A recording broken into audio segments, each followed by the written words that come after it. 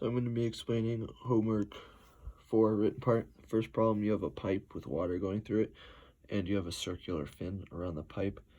And you want to assume that it has a rectangular profile on the side, as well as an adiabatic tips and steady heat flow with negligible radiation heat flow.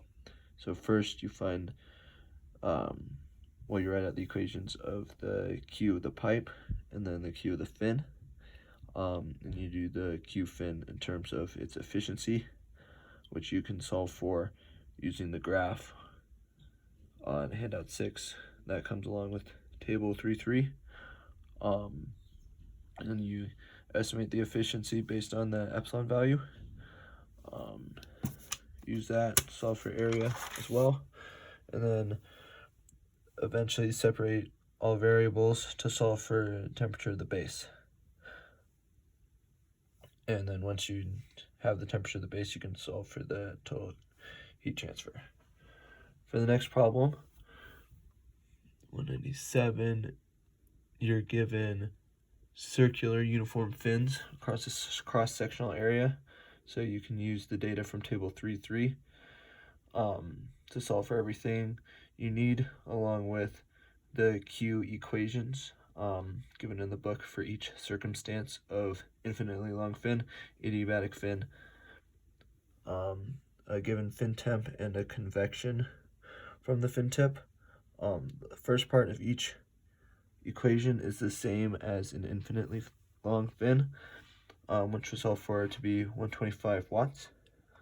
And then you have a bunch of hyperbolic sine cosine functions at the end that differentiate each.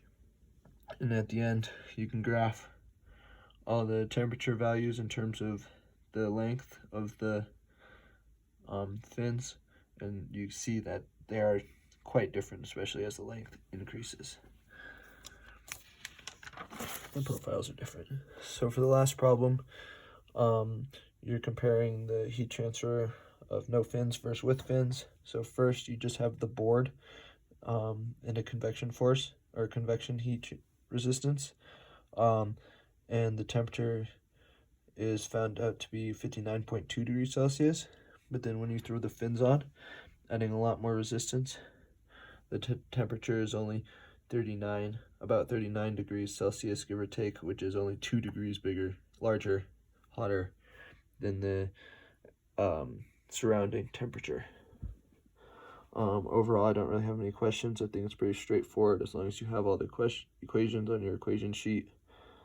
I just say learning what assumptions to use and what assumptions to write to help support and set up the problem are some more areas of confusion for me.